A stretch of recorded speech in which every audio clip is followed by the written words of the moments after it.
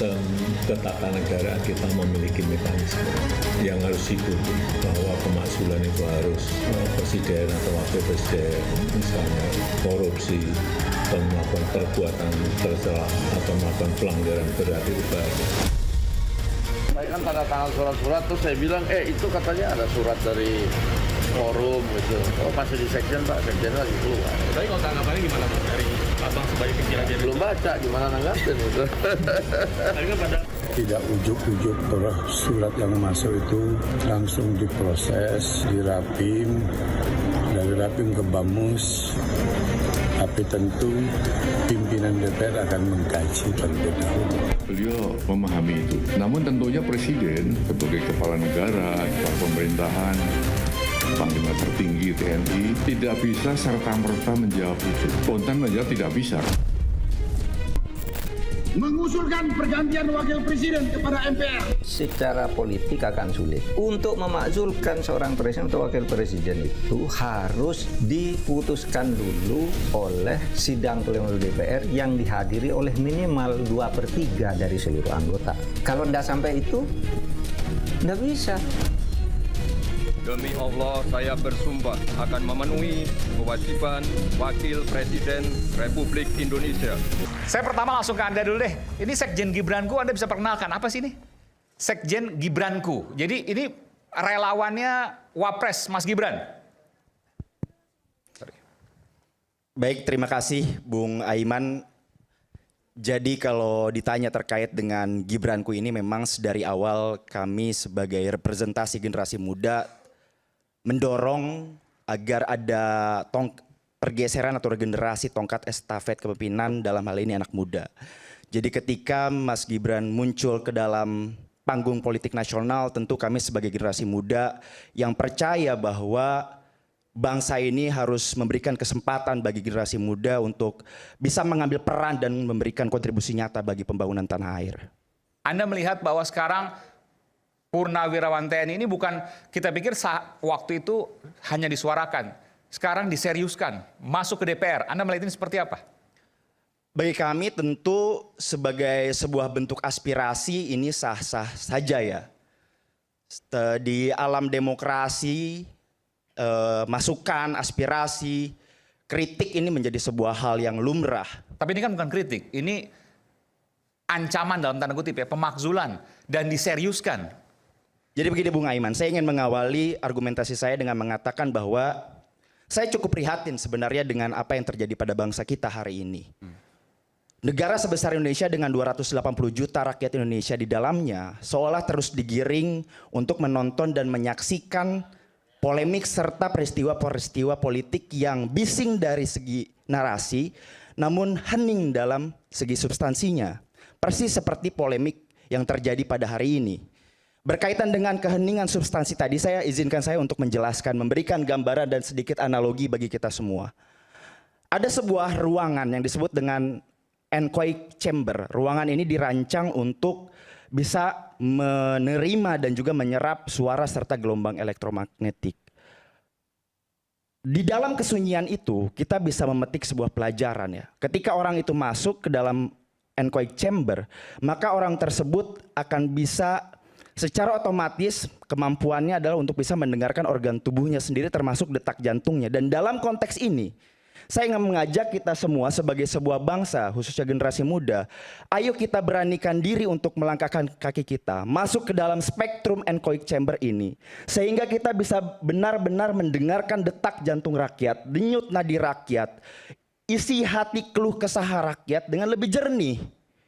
Sehingga dengan begitu pun kita bisa mengklasifikasi, mengklasterisasi persoalan-persoalan kebangsaan apa yang fundamental yang sebenarnya harus segera kita prioritaskan untuk diselesaikan. Bukan kemudian kita terjebak di dalam kubangan kebisingan yang tidak konstruktif. Seperti yang terjadi hari ini, apa sebenarnya menjadi persoalan? Kalau kita tarik dari perspektif legal formal, misalnya dari perspektif hukum tata negara, ini sudah selesai. Mahkamah Konstitusi secara kelembagaan sudah memutuskan dan itu menjadi basis legitimasi bahwa Mas Gibran layak untuk menjadi pendamping Pak Prabowo. Lantas apa yang kemudian menjadi objektivitas daripada Forum Jenderal Purnawirawan TNI? Saya sebagai anak bangsa yang lahir dari rahim rakyat yang juga berkomitmen untuk terus memperjuangkan prinsip negara hukum dan prinsip demokrasi, sangat menghormati apa yang disuarakan oleh Forum Jenderal Purnawirawan TNI. Tapi jangan juga toh narasi yang disampaikan ini tanpa isi yang akhirnya membuat eskalasi dan stabilitas politik nasional menjadi terganggu. Bahkan dampak terburuknya adalah kekacauan yang terjadi hari ini, ketidakjelasan proses yang sekarang ini berlangsung bisa mengganggu program kerja pemerintah untuk mewujudkan visi misinya. Halo, selamat datang kembali di akun saya. Mari kita simak video berikut ini. Yang lihat karena ada Rocky Gerung ada. Belum Sekjen Gibran ku kena skakter langsung bicara tapi berapi-api. Akhirnya kena Bung Rocky langsung pelongok-pelongok. Closing statement Ferry Amsari membunuh semua statement para narasumber yang pro Gibran dalam acara ini berkelas udah. Setidaknya setelah saya menonton ini, saya harus belajar tentang apa itu legalitas dan legitimasi. Terima kasih Bung Rocky. Memaksudkan Gibran akan menaikkan legitimasi Prabowo dan juga sebagai langkah untuk mematikan gerak-gerik Jokowi beserta relawan dan busir-busirnya dan antek-anteknya. Yang setuju pemaksulan Gibran ini sini, yang pro Gibran komen. 100% pendukung pendapat Bung Ferry Amsari. Maksudkan sekarang juga hapuskan MK dan Fafa fakta. Penjelasan udah Ferry Amsari selalu berbobot, jelas mudah dipahami. Rindu sama pemimpin yang tulus dan bertanggung jawab sama rakyatnya. Pangeran Gibran ku anak muda yang pola pikirnya otoriter penuh dengan kemunafikan. Semoga hal ini tidak terulang lagi selama negara Republik Indonesia dikenal sebagai negara hukum. Tidak ada yang bisa mengalahkan Bung Rocky soal argumen. Semua lawannya terbodoh-bodoh. Alhamdulillah saya jaga betul idealisme saya Bang Ferry.